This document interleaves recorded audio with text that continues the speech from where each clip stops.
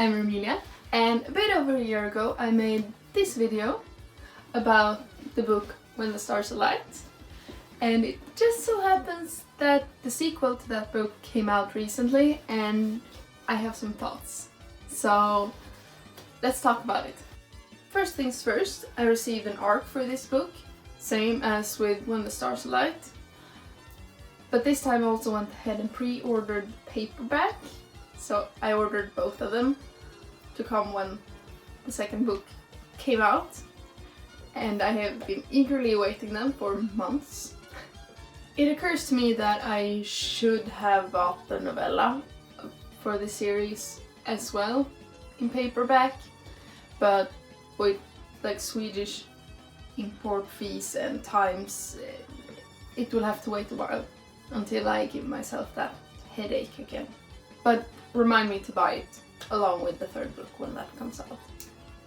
I did mention last year that I had some misconceptions about When the Stars Alight and expected more of a romance-like story. It wasn't the type of romance I expected it to be.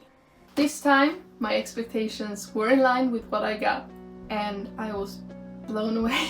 Layla and Darius' relationship is somehow growing on me more and more, and we got a really exciting storyline with someone who was presumed dead.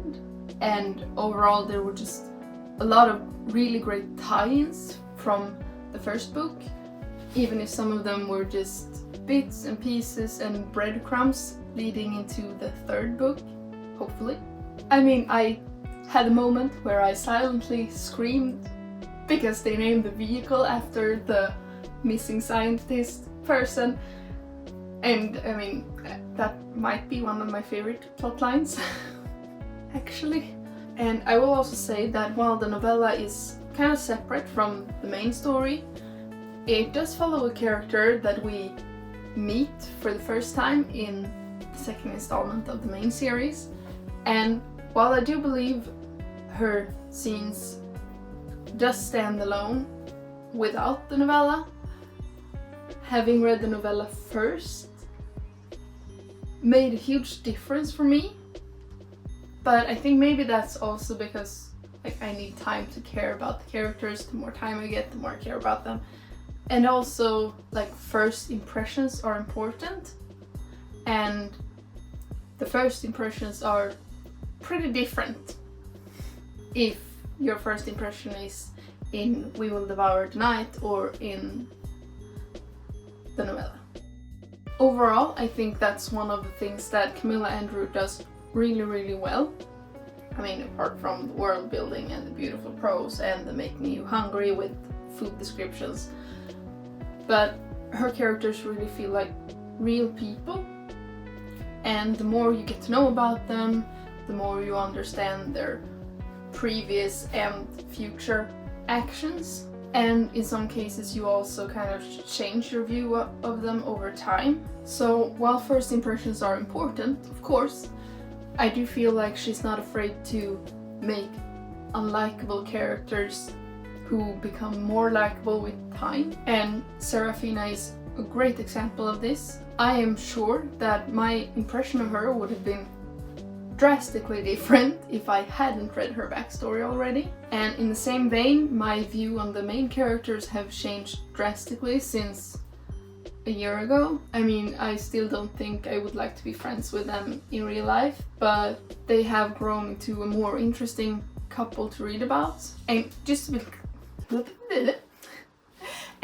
be clear, this is just 100% me not really getting over how their relationship started in the first book from both sides. Otherwise, I would probably be 100% obsessed with them by now.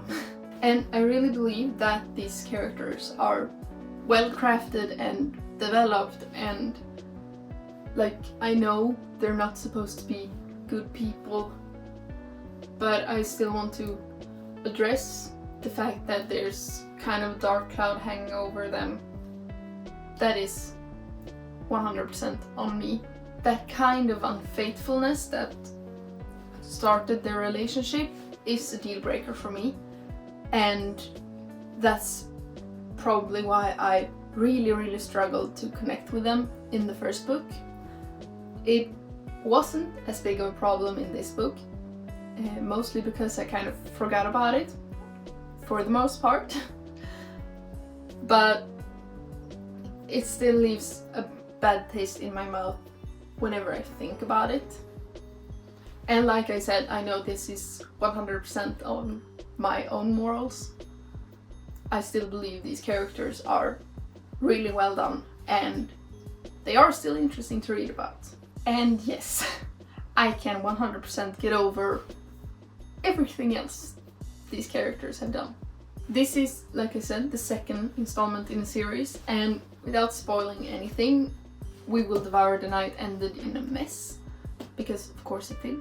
These characters aren't capable of anything else, but it does make me a little bit nervous over the third installment, because it feels like we're stepping up the messiness and chaos.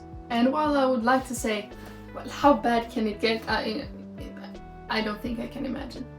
I'm really excited to read it, but I am also 100% sure I can't even begin to imagine. So while I am a bit scared, I'm also excited to see what will happen to all these characters we've been introduced to. And like I also mentioned before, the plot lines come together really well, even if they're vastly different and all happening at the same time. It's really well tied together. Before I go, I just want to mention that we have the same cover artist for this whole main series, and We Will Devour the Night also has an amazing cover, as well as inside illustrations. I know I mentioned I like the cover of When the Stars Alight, but somehow this is the next step. And it might be because, like, I've seen pictures of it, but when I got to hold it in my hands, I noticed like even more small details, and I'm just a bit excited. Covers always get to me. I know the saying is don't judge a book by its cover, but I will absolutely judge a book by its cover.